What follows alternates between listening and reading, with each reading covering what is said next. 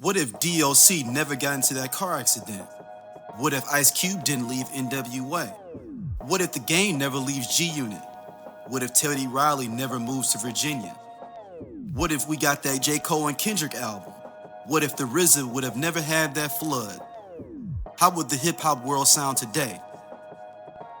Welcome to Hip Hop What Ifs, the podcast where we dive into the biggest what could have beens in hip hop history. From iconic album delays to game-changing partnerships that never happened, we reimagine the culture we love and explore its alternative paths. And you are now at Hip Hop What Ifs. All right, welcome back to Hip Hop What Ifs, the show where we take all the hip hop what ifs and scenarios, the millions of them, and discuss them and say, what would the landscape of hip hop be, or what would things have changed for the worse or the better? This one is an interesting one because this has nothing to do with the tragedy, has nothing to do with decision. I guess it is a decision to a certain extent, but in a lot of our other topics, it were things that the person was suppressed upon them that prevented them or prevented certain situations from happening. This one may be, well, I guess Jay Electronica was self-inflicted too. So I guess that would be, it wasn't like someone else was stopping him. This is more self-inflicted, or as far as we can tell as listeners, self-inflicted wounds. One, Lauryn Hill. What if Lauryn Hill kept rapping? Man, listen, I mean, just talking about Lauryn Hill is special, at least for me, because I was outside in this era and I witnessed the growth and the beauty of Lauryn Hill, and her music. You know, that music was you couldn't get away from it. I mean, like, it was from her time with the Fugees into the solo album, the Miseducation of Lauryn Hill, which I'm sure we'll talk about. It was a great time, man. And Lauryn Hill was a bona fide super, like she was a big superstar at the time. And really to get to that point and walk away, I mean, we're going to talk about it, but it was quite surprising. Yeah, I mean, so we start out Fugees. Mm-hmm. I think people think about the score, but let's take it back to Blend on Reality. Mm-hmm. Yeah, that album, people wasn't feeling. I necessarily wasn't feeling it that much. I'm gonna be honest with you. Blend on Reality, but what I did feel and changed my mind when I heard it was the Mona Lisa remix. Mm-hmm.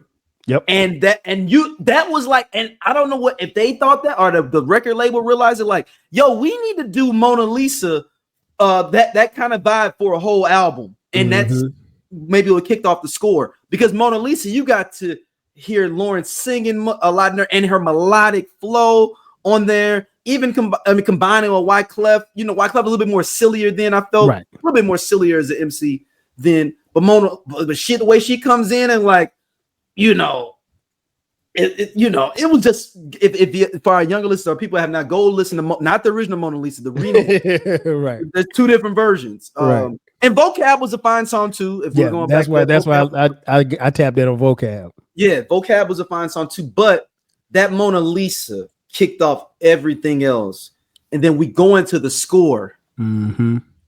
And I remember the first day I heard Fuji live.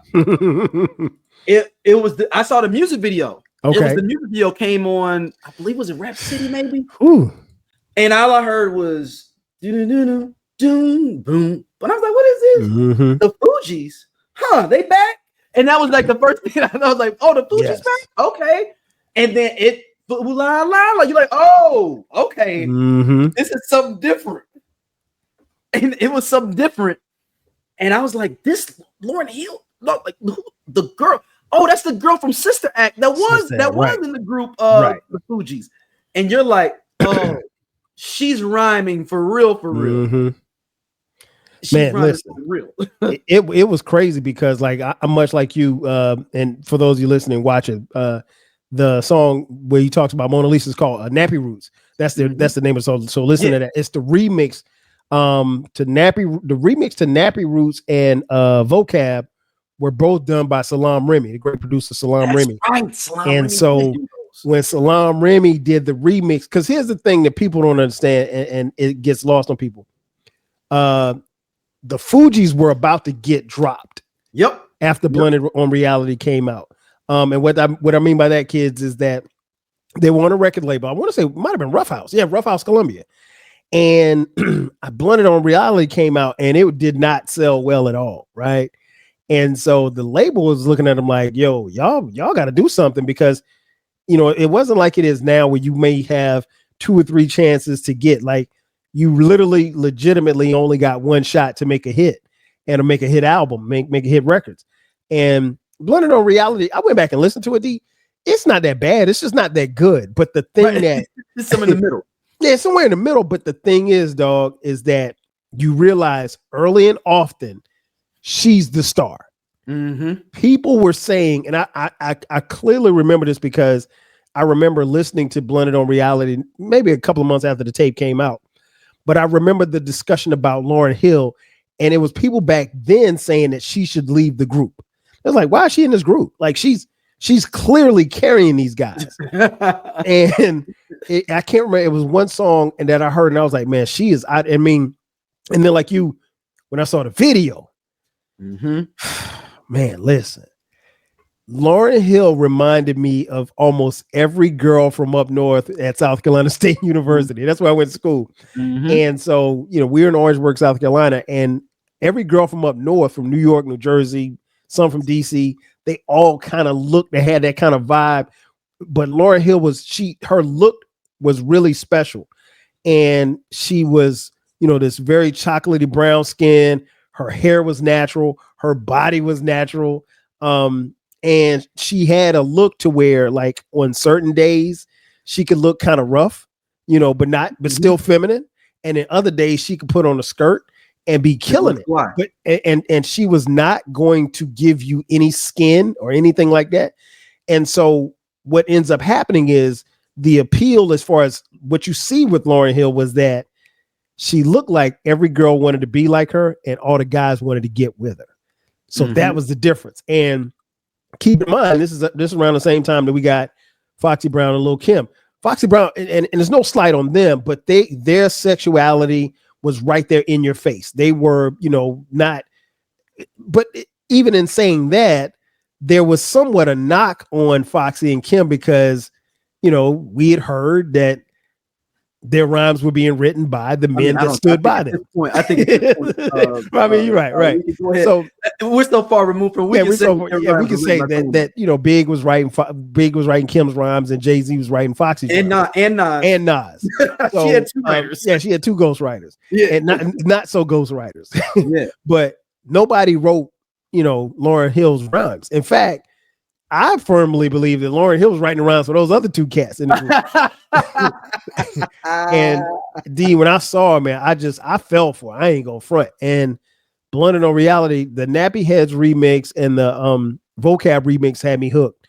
And then after that, like you said, you lead into the score. But I think one of the things that was really appealing was, like, you could see the talent. And again, for someone who was outside, I remember conversations of people saying she should leave. And maybe that was why some of the push was about possibly them getting dropped, because if they get dropped, then now she's a solo artist. Exactly. Because the album, I want to say I may be able to get a chance to look it up, but I want to say that album sold like 17,000 copies first week, which, you know, in the 90s was terrible. Yeah, you talking about Blunt on Reality? Yeah, Blunt on Reality. It didn't sell anything the first week out. So,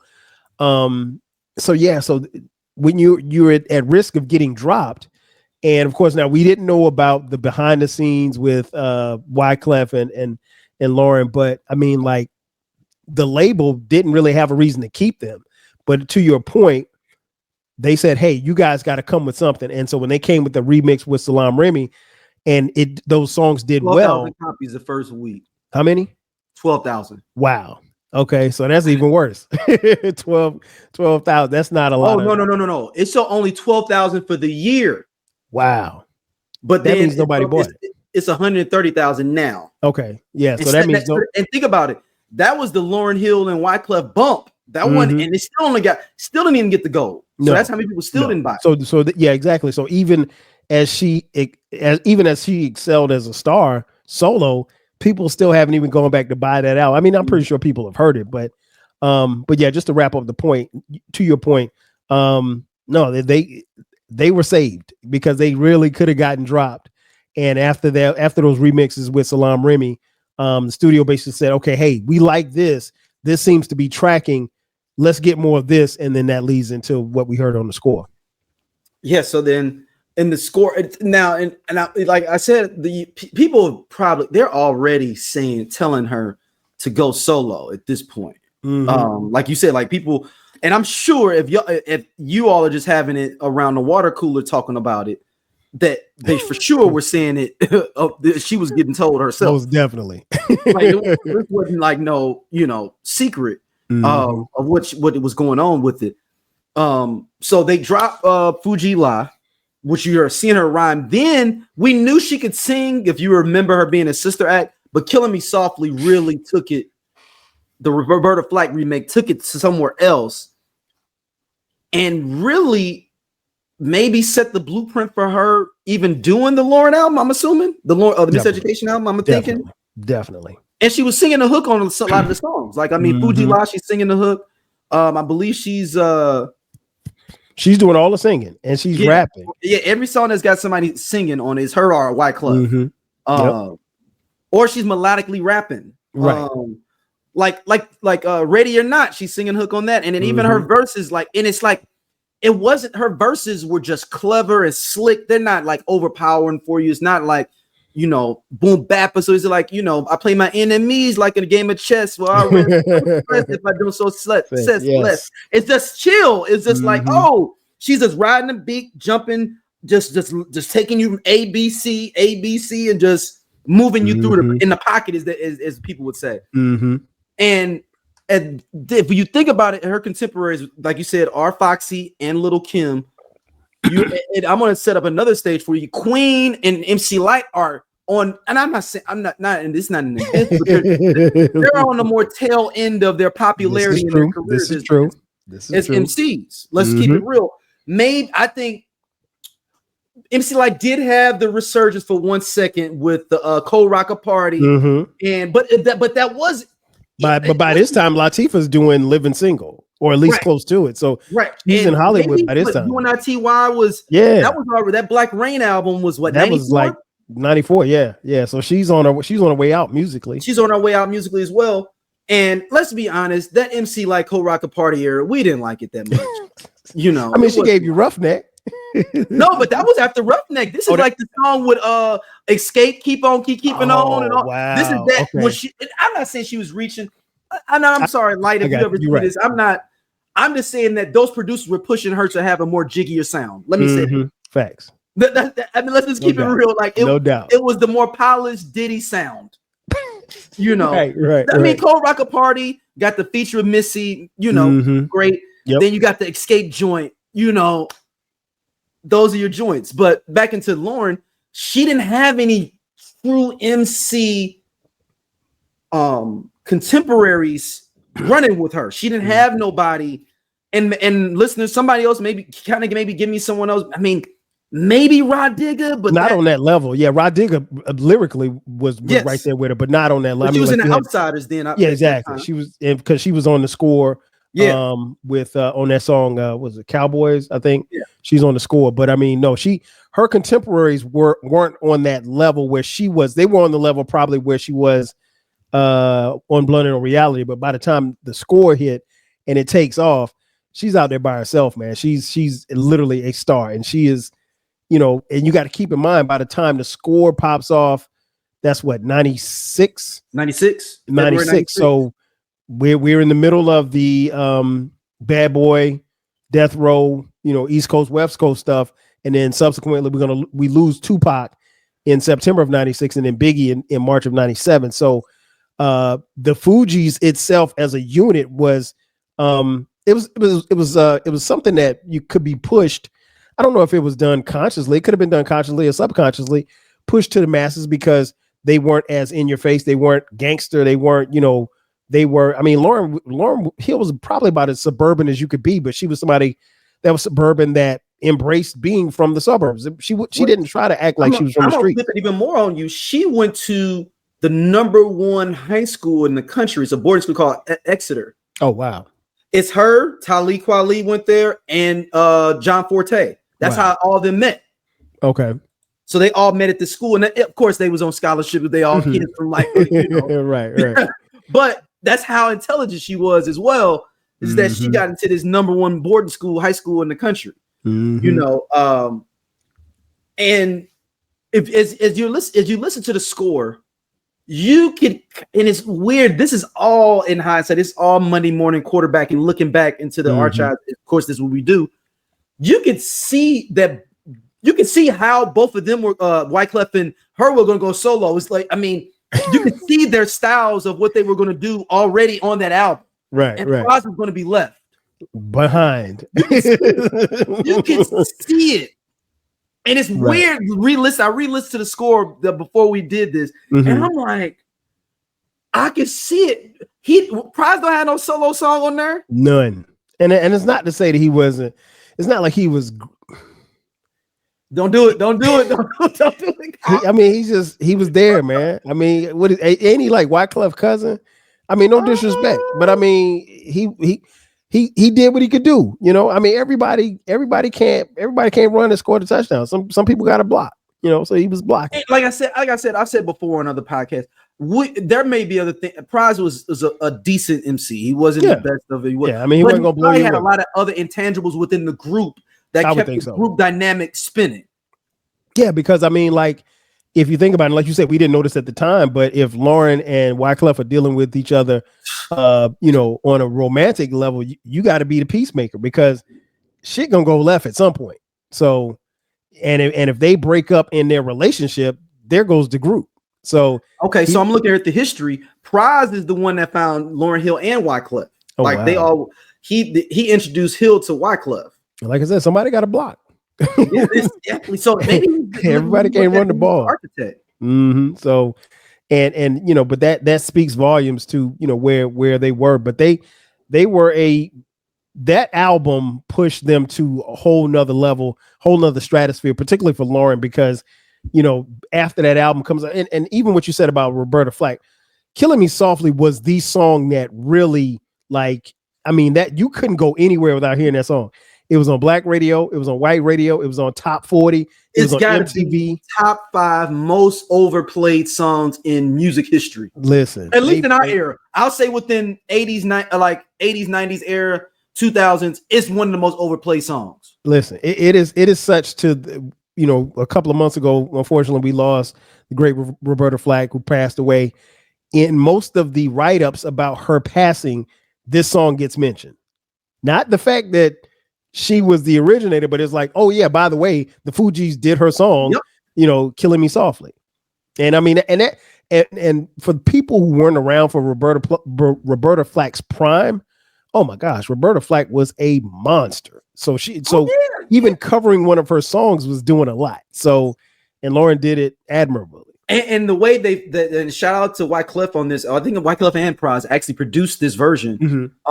But the one time, like, they made it hip hop too, though. It wasn't like a straight remake of it, where it's just like singing this. It made it hip hop and made it a little bit more bouncier. It made it, you know, even the music video brought that edge out. And you're seeing how much a star Lauryn is, because it's focused on her.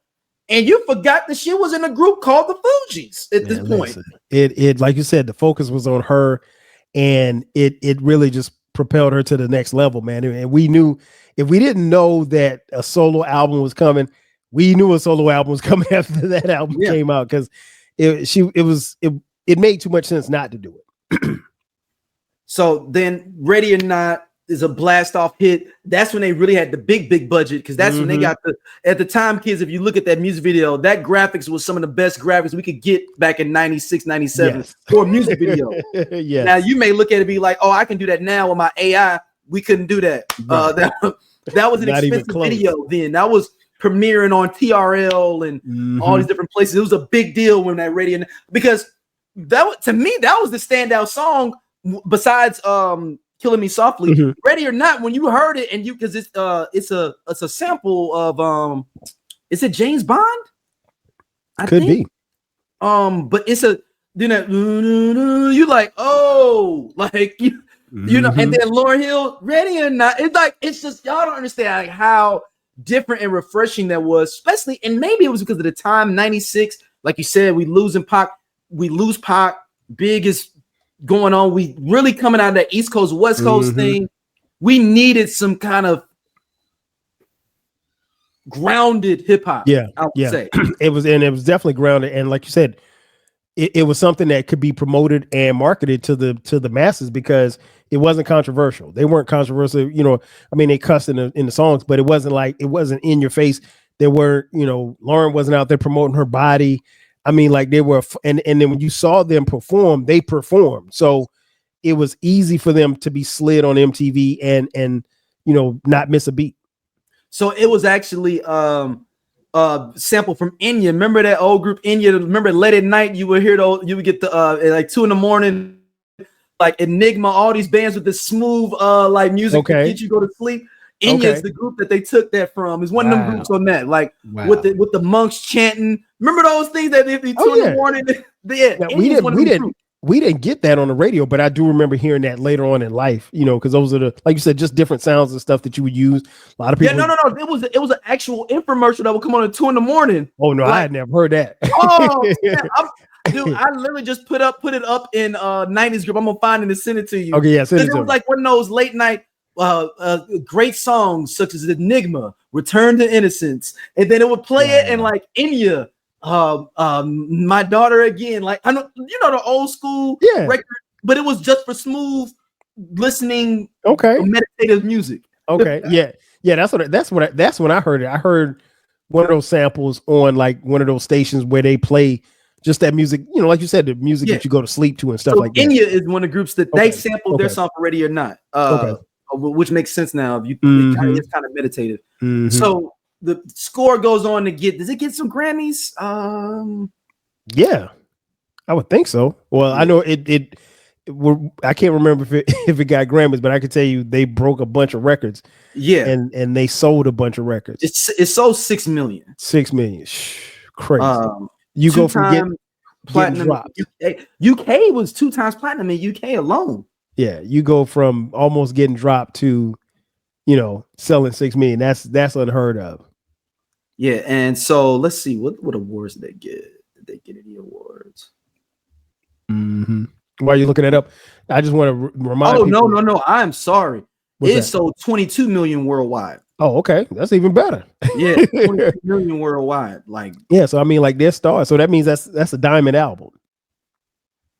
Yeah, that's a diamond double diamond album. Yeah, so you sold diamond is selling at least 10 million copies. That's crazy. That you go and they almost got dropped. That's the thing that you have to kind of keep in mind. They almost got dropped, and they go and put out that kind of output on the next album, the very next album. Yeah, it's an amazing thing to think about the fact that they may not have won any awards for this.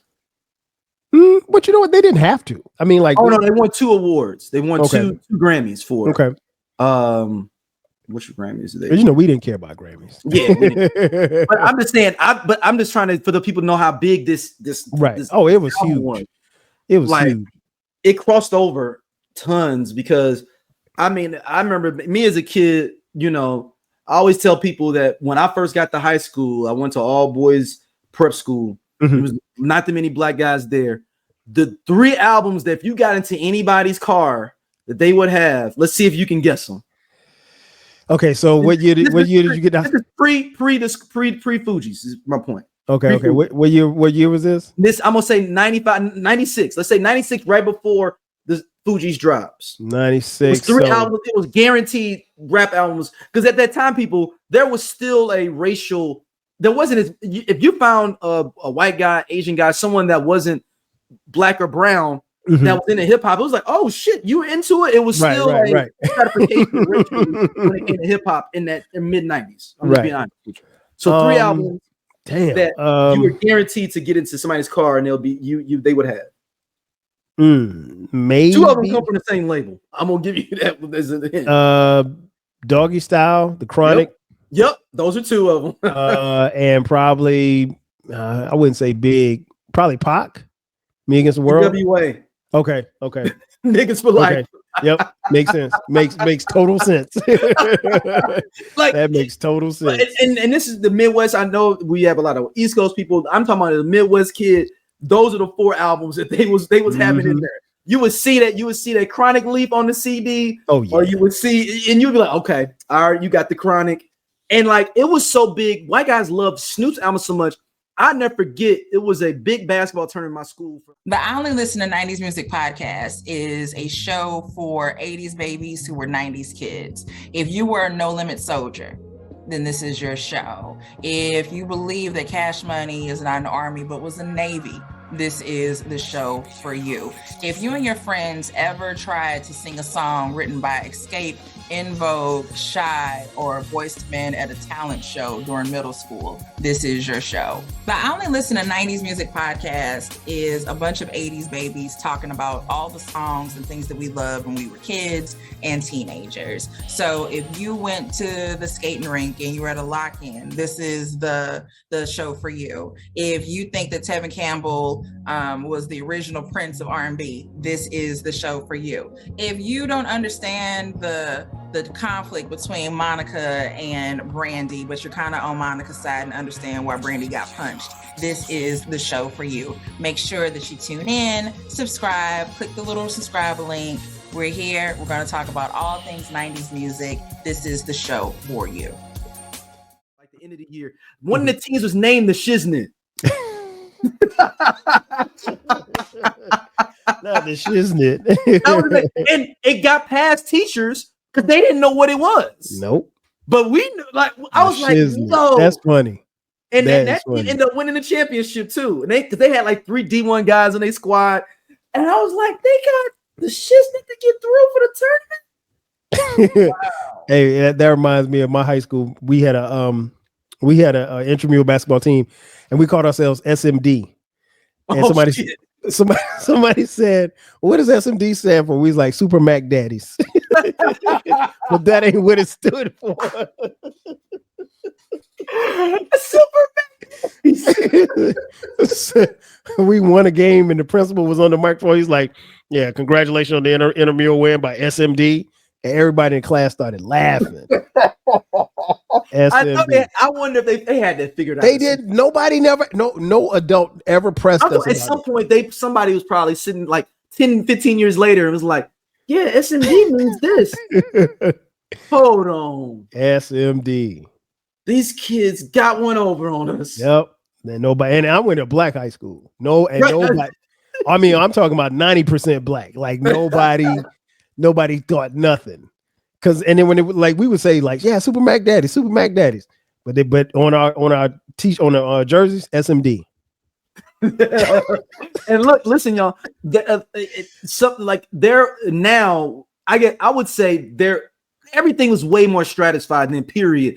Oh. Racially, culturally, generationally, a lot more people our age know and understand more slang and more what the young kids are saying. Not totally, but it wasn't a big difference. Like an older person listening to Al Green and they was not listening to no Chuck D at all. No, they wasn't at all. At all. They didn't know what was going on with Public Enemy. Now it's different. You know, we are a little bit more, cohesively connected. Like, I mean, I'm gonna be honest. I don't know. I ain't listening to NL Chopper, but I know who he is at least. I've heard the name. He could walk in here right now with NL Chopper shirt. I wouldn't know who he was. I've heard the name. Man, who are you? NL Chopper. Like, get the hell out of my house. I just heard Playboy Cardi for the first time because Kendrick was on there, and I wanted to hear that. I have no reason to ever listen to Playboy Cardi. I know who he is. No, I've never heard his music before. Oh, I'm talking about, that Kendrick is on his new song. I know Kendrick's on his album, and people have put the song in the group chat. I just no reason to click it. What are you gonna do for me? Yeah, I mean, you want to play me Kendrick's version? I can listen to Kid, but no, I got no reason to listen to him. There's no disrespect. He just, I'm at a place that at 52 years old, I know some of these artists, they just don't make music for me, so I'm cool. Yeah, and it's not. They make music for my kids, so that's who listens to it. It ain't me. Was your kids into that Playboy? Our oldest son is 25. Our next oldest son is 22. And then our next son after that, the only son after that, we got 3 boys and a girl.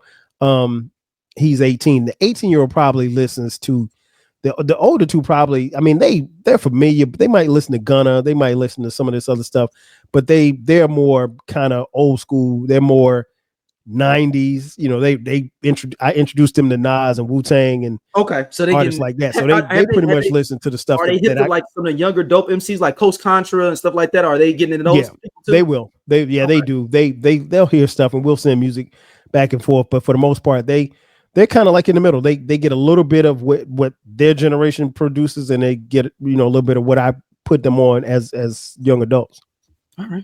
So as we continue on with Lauryn Hill, Fugees immediately blows up, and then we get this album, The Miseducation of Lauryn Hill, which is a gift and a curse to her career, which is the impetus for this whole episode. Yes.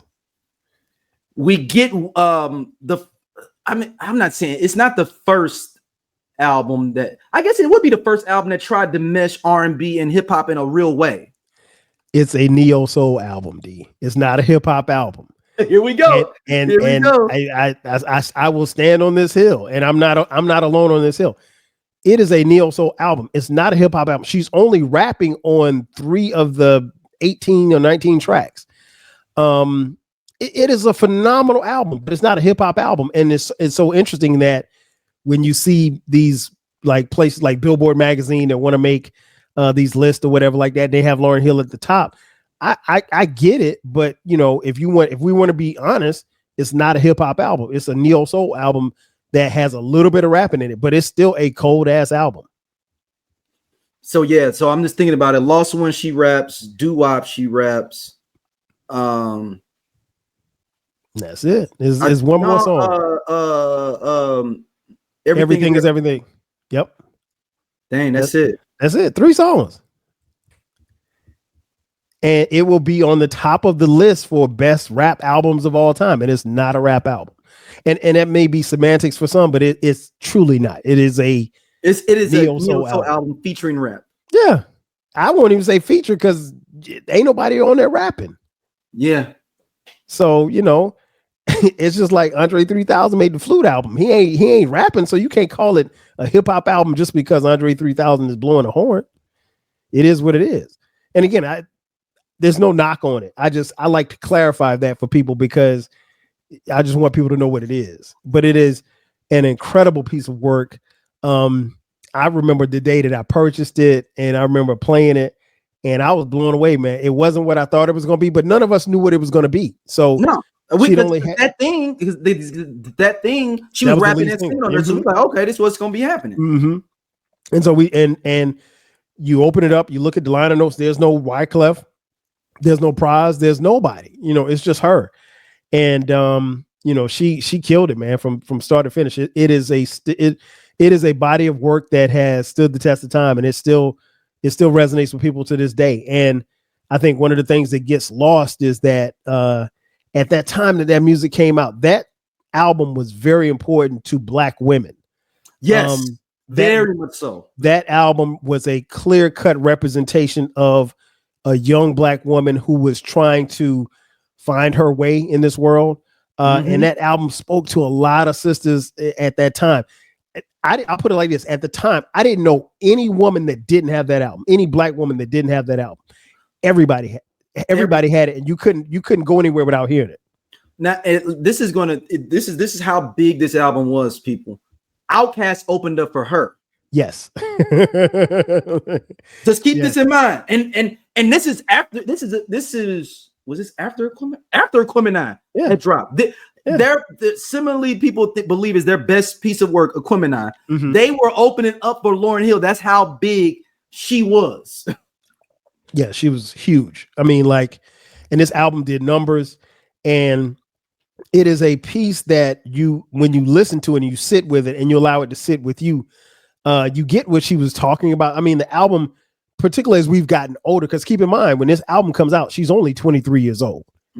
So she's rapping and singing about some mature things. I mean, like one song that comes into mind particularly is a song called Zion, the song about her son, her firstborn son, that in the process of making the album, many people told her to have an abortion because they felt like, hey, if you have this baby, it's going to derail your career. She had been dating Rohan Marley for a while, son of legendary Bob Marley. That's why I'm wearing a t-shirt. Okay, yeah. And Rohan played with he played at University of Miami, played football. Yeah, he was dope. Rohan was nice. I want to say he might have gotten a shot. He was just small. He was a very much undersized linebacker. But he was dope. But I mean, so she was doing all of that, dealing with Wyclef. We don't really know the time period in which she stopped with Wyclef and started with a lot of crossover. Yeah, a lot of crossover there. But that's something that women at that time, again, 23 years old, it is material that she's talking about in a life. And then as you listen to the album, it presents in a classroom, and there's this teacher that's giving lessons, but there's also little gems that they're putting. I mean, like, it is a flawless piece of work. It's a dope way. It was the classroom thing, and I think I believe the concept of it came from the Miseducation of Sonny Carson, the movie. Mm-hmm. Yep. She just flipped it to being a woman instead of a young man. And younger folks, go check out the Miseducation of Sonny Carson. It's a pretty good movie. A lot of when you see the movie, you'll see a lot of this stuff in there. Is on a lot of particularly Ghostface. Yeah. Used it a lot. Gotta take him off of here. His whole style chunk. You think you can whoop me? What is the word for pigs? Like all them damn pigs. Shot them all dead.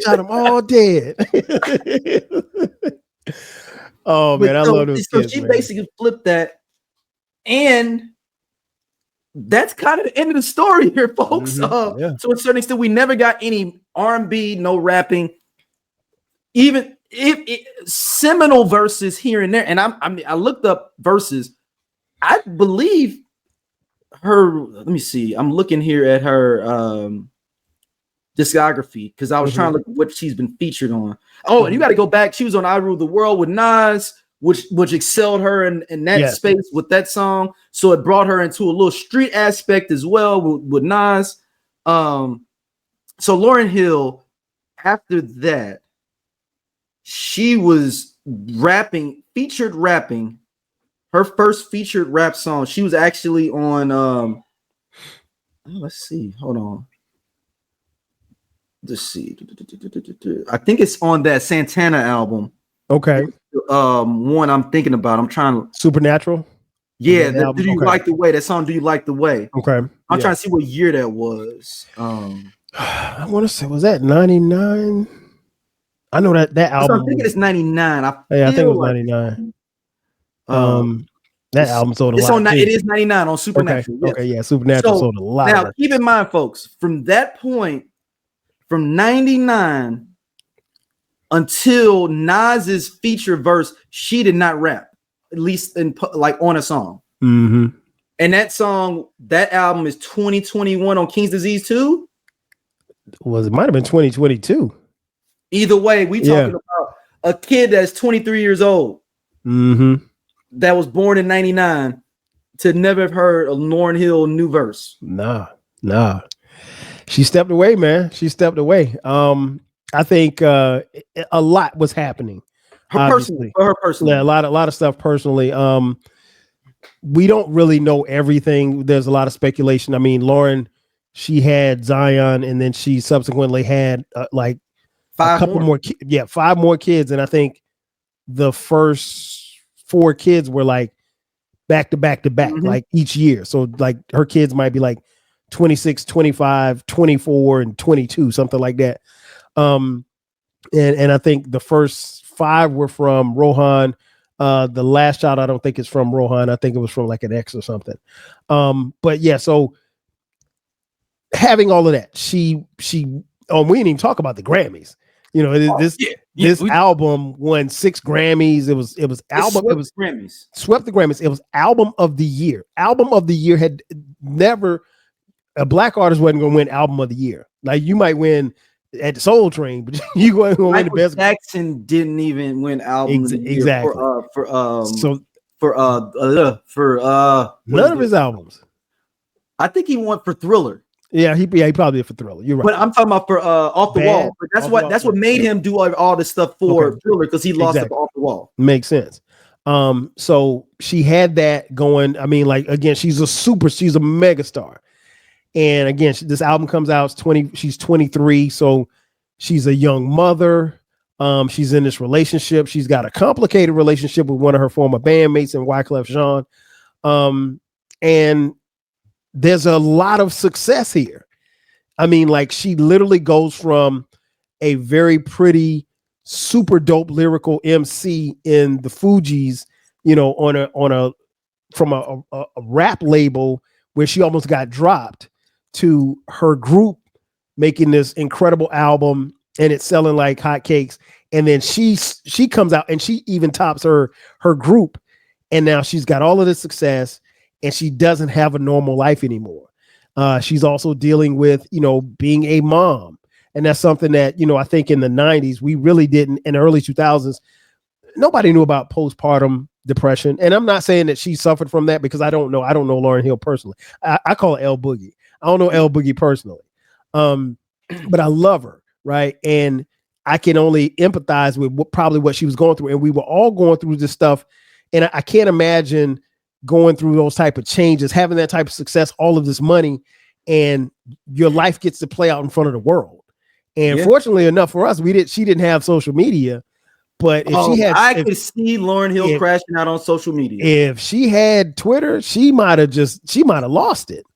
She would have been crashing out. And no question. Because you could tell in her music, like, she would have been crashing out.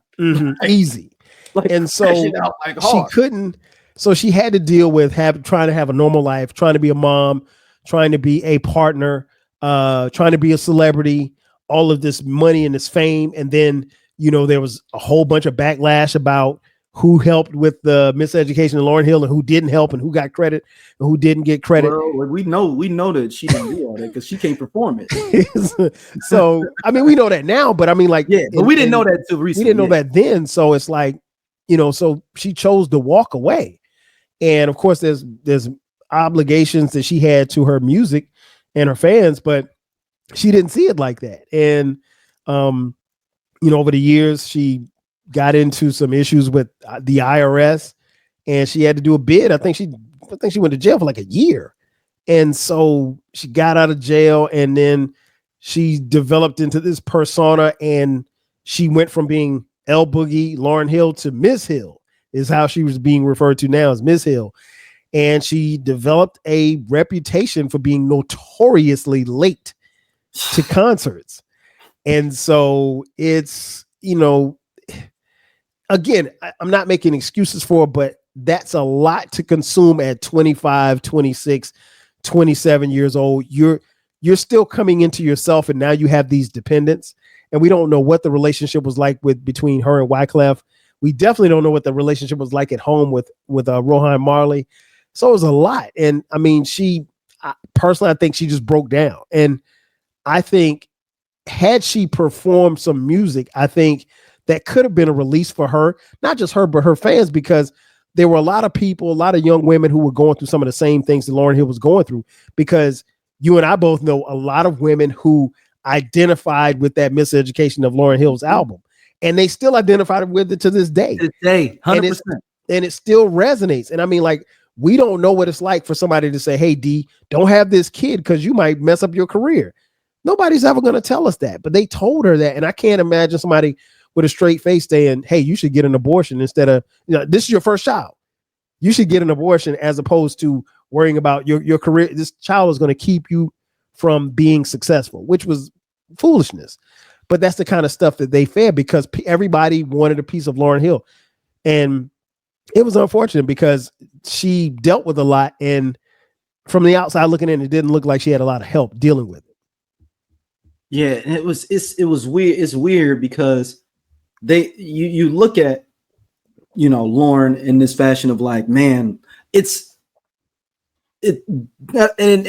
to your point, the reason she's able to tour this album for over 24 years and no new material, none, for 24 years, because it resonated so much with women at that time.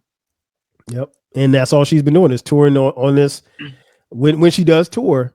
But then, you run into the issue of, is she gonna be there on time? Can be on time. Yeah, I remember she had a show here, D, in Atlanta.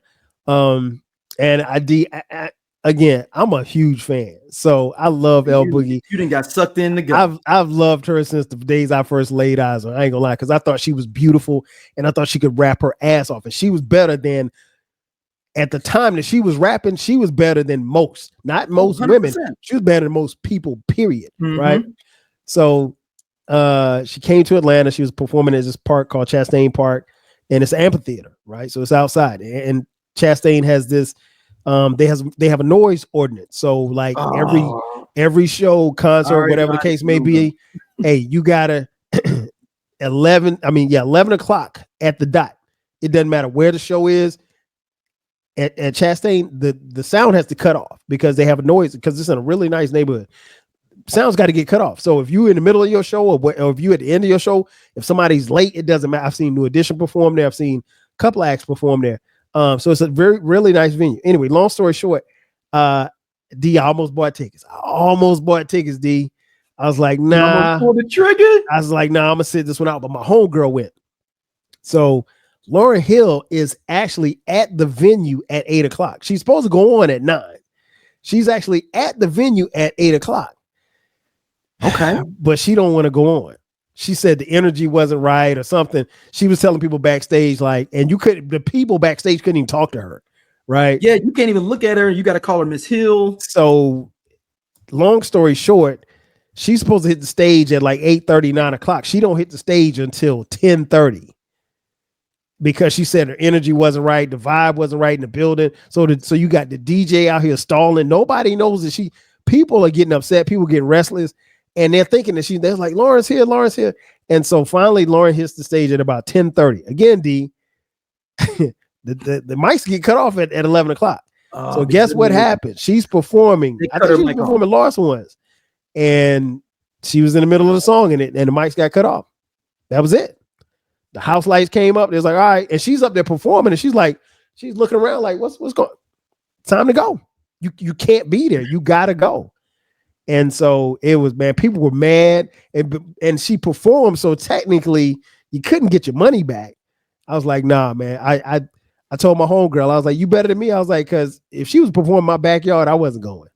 And if she performing in your backyard, it needs to be done by a certain time too, or you're gonna get a ticket. Right. So I mean, and I love her. So it's been a couple of times, and from what I've heard, she's gotten better. But I've never seen her perform. Tax issues was happening. She needed to make sure she performed. Right. The tax man had come. So she had needed that bread. Yeah. So I don't know. I don't know what she's doing. I know she's still touring, and there was talk about a Fugees tour. Oh no, her and White Club been touring. They was just in Europe. Okay. Yeah. Okay. Because Praz is about to go to jail. Right. Yeah.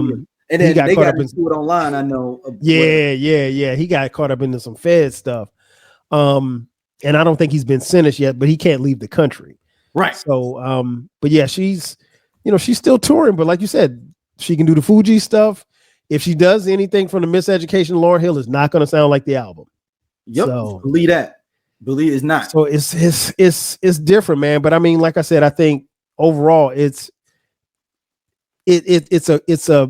a great thing, but it's also sad too, because I just don't know that anybody was there to really, really help Lauryn in those transitional periods in her life, and to go from being, just the rapping homegirl on the corner to a multi-platinum $1 million star. And now you've got a relationship and you got these kids, and again, we don't know what's happening between her and Rohan. We don't know if Rohan knows what's going on with Wyclef. We don't know any of those dynamics. Right? Her and Wyclef weren't cool at one point in time. And, and again, she's a mom and she's got this fame and she walks away from music. And like you said, there's a generation of kids who grew up and never got a new verse from Lauryn Hill until she collaborated with Nas a couple of years ago on the King's Disease album. Yeah, nobody. So do you think that the landscape of women's rap would have changed any if Lauryn Hill would have kept rapping? Or do you think it was inevitable that she was going to do, if she was going to do anything else, it's going to be R&B. She wasn't going to never come back to rap for real. Most definitely. It would have changed because she changed everything. She changed because she gave us something different. You got to remember, when you looked at Lauryn Hill, particularly early in her career, well, for most of her career, you know, she was natural. You know what I'm saying? She had a little short dress, she had a little twist, and then she of course drew her locks out. But she dressed very stylish. She had her own little style, her own little swag. And I think, by and large, I think most Black women of the 90s in that age group could identify. You know, everybody could identify with Lil Kim and Foxy and Chanel bags, and especially at that time, people like everybody, like, you know, people are labeled whores now, but people didn't have it like that. And people were talking about those stuff, and we knew that Foxy and Kim had that stuff, but I mean, we don't know if they actually were buying that stuff. It's one thing to have it, and another thing to be buying that stuff. But Lauryn had her own little swag, and I think she represented, like I said, for me, she looked and reminded me like a lot of girls that I went to college with, and she represented the everyday sister. And like I said, she was natural. She was a natural, beautiful woman, and she was talented. She could sing, she could act, she could rap. I mean, she was a triple threat. So like, she was what I think young Black women wanted to be like.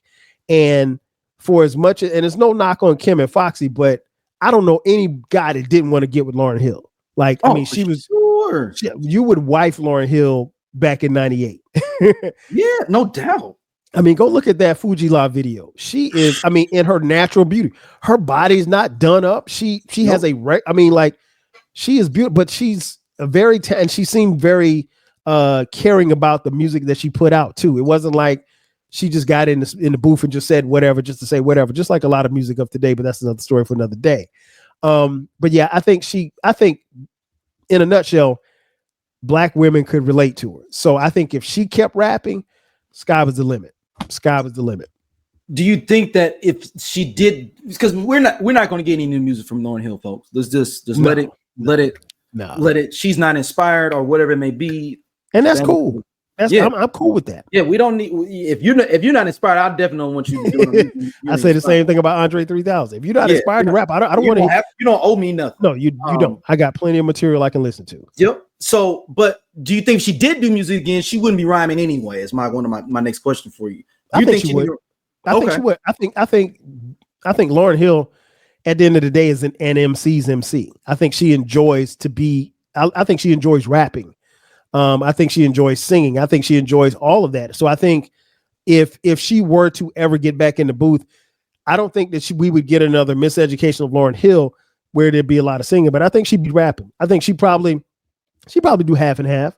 And I think we would be pleased with whatever we got because, like you said, it's been so long. But I don't think and maybe it's like I said, because I love her, I don't think Lauryn Hill could go in the booth and disappoint us for a whole album. I don't think so. I think it would be like riding a bike for her. If she got back in the booth and did it again. Now, would she sell 10 million copies? No, because it's a different day and time, but nobody's doing that. But I mean, like, could she produce and make some great music? No question. I don't have a doubt in my mind about that. Yeah, people understand Lauryn Hill can rhyme. Like I said, she was and I mean, like, her subject matter, you just go back and listen to some of the stuff she's rhyming about. She don't have to, and she didn't have to necessarily blow you away. She was quick, she was witty, and like I said, it's not over sexualized. And for some, that is cool. You know, like, everybody don't want to hear all of that stuff that Kim and Foxy was spitting. Yeah, because honestly, everyone's a clone of them now. Oh, of course. That's all. I mean, I guess the heir apparent to Lauryn Hill will be Rapsody now, right? I would say so. Yep, definitely. Like, Lauryn Hill is so good of a rapper, y'all. She still is in people's top 10 rappers, male or female. And she'll be in anybody's top 10, and she has not made an album. She is not. What, 25 years? Is she like the Bo Jackson of rap? Gotta be. Gotta be, because you people still be like, man, Bo one of the best running backs. Like, damn, Bo only played 3 seasons. That's it. I mean, like, her music has resonated over this period of time, and that's why I say, like, if she ever felt compelled or felt like she could make more music or wanted to make more music, I don't know where she is contractually, but she could. There's no doubt in my mind she could, and it would be dope. I mean, that verse she dropped with Nas was cold. Oh, it was an ill verse, even though it's kind of crazy what she was saying. She was like, I'm trying to save people, and y'all worried about my lateness. I was like, okay, we don't. Yeah, she could have left that out. Yeah, like okay, I'm getting you trying to save people. Here's the thing, lateness is still a problem, right? But here's the thing about that, even about that verse, D. I went on YouTube and I saw 10, 15 people, different podcasts and stuff breaking down that verse. People were interested because we got a verse from Lauryn Hill. So like people wanted to talk about it. So, I mean, like if you say, okay, well, I mean, like Lauryn Hill makes a verse and we got to do a podcast about a 30-second verse. I mean, that's just where she is. I mean, her music and her legacy still resonates with people like and fans like us. So yeah, if she was still rapping, I mean, like even the Unplugged album, she was just on a guitar and that killing it. Yeah. All falls down. Come on, man. Yeah. The iniquities of what I can't remember. The iniquity of mystery. I think that's the name of the song. Yeah, because that was because the original was that right that he took from the live, right? Mm-hmm. Yep. And then it had, and I guess I think he couldn't get the rights to it fully. So there's two versions out there, people. There is, and I think the original version is the chopped up Lauryn Hill, but then he came back and had Selena Johnson. Yep. Resing it for the album version because it was on that. It was. I think it was Good Morning. It was like a series of mixtapes. He came out before he dropped before College Dropout. We talking about the College Dropout because it had that on there, and it had Through the Wire and like all them other random songs that Kanye was on at that time, like Champions and like the production stuff. It was like a little sampler that came in back then. But yeah, we're not gonna get anything else from Lauryn Hill. I mean, she's fucking can rhyme, man. Like, gosh, she can rhyme, she can sing. I mean, she was at. I want to say she spoke at Roberta Flack's funeral. I think. Yeah, she sung there. Okay, yeah. I thought I saw some videos. So, I mean, she's popping out. She's back outside a little bit. So, I think she's going to be at the Roots picnic this year. I think I saw that on there. So. I think I saw that at the Roots. I was just looking at the Roots. Yeah, picnic. I think she's going to be at the Roots picnic this year. Hopefully she'll be on time. But she's still doing it, man. I mean, and like you said, I think that I don't want people to misunderestimate what you just said. She hasn't put out an album since this album, and she hasn't put out any new music. Miss Lauryn Hill at this one. I think that was last year. Last year. Okay. Yep. But still, I mean, like, no music, and people still love her, and people still want to pay to see her. You know, if I could get some guarantees she'd be on time, I might hit Chastain to see her. I might hit Chastain. I might, maybe, just maybe. Well, man, Kyle, where can people hit you up at? Check me out. The 12 Kyle podcast drops weekly. You can find it wherever you're listening and watching. We also have a YouTube channel and the Rap Soul podcast. Same. We drop new episodes every Monday. And I'm on social media at 12 Kyle on across the board. So check me out. Yeah, appreciate you guys for tapping in. Kyle for his sweetest 16 bracket going on. Did you hear the episode? Yeah. I listened to it early this morning when I was working. That's like the sweetest 16. Man, listen, we had a lot of fun with that. We argued a little bit because no.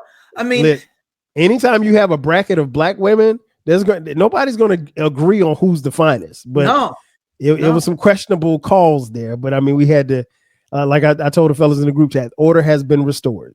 Because that other bracket was crazy. Yeah, because I was sitting there yelling at y'all, yelling like, "Yo, what are we doing?" Hey man, I didn't come up with the people with the young ladies. My boy Baylor, shout out to Baylor BTC. Yeah, Baylor great. Yeah, shout out to Baylor, man. So yeah, Baylor came up with it, and I told, as soon as I heard the episode, I was like, I got to remix this. I was like, "Cause your bracket is terrible." So if you get a chance, check out my latest. It's called The Sweetest 16, a bracket of beauty. Yep. If you love black women like me and D do, check that out. You'll have a lot of fun with that one. Yeah. The last bracket we did one similar. We actually did it like by regions. We did shout out to Matt, man, on the scenario. We literally charted out like we had the Halle Berry region, the Nia Long region, the Wow. Felicia Rashad region. Okay. And I forgot, maybe it's the Sade. I forgot who the last one was. Angela Bassett region. So like then everyone, so the number one seed, the region was named after the number one seed. Wow. And we literally broke it down. Y'all did 64? We did 64. And we had people vote back then because back then it was this free app that you could actually go in and vote online, and it would move the people through the bracket after a certain amount of time you would set. And the company went out of business, but Nia Long won the whole bracket. She won the whole thing. I ain't mad at that. I ain't mad at that at all. It was a lot. It got real contentious because Matt got upset because I told him that he was a big Zoe Saldana supporter as a 4 seed, and I was like, man, she gonna get dropped early. Hey man, like I said, she lost to Tyra Banks in the first round. Ooh, Tyra Banks in the upset. Wow, yeah. Like I said, man, you get brothers and the sisters too. Yeah, we got when they start tapping in about how beautiful our black women are, and you put a bracket together. Yeah, you gonna get some arguing. It gets harder and harder as you get more time because more new people coming up. You be like, dang. I'm thinking about Yara Shahidi or like some of the younger young ladies, that are beautiful. Yeah. So I told Bill, I said, I tell you what, I said next year, I said, just do a 64. I said you got a whole year to plan. So yeah, 64. He said he wanted to do 64. Look, took us a long time to get that 64 together, man. I know it did. I love doing the brackets, man. The people said I need to bring back the NJCC, the National Jerry Curl Championship bracket.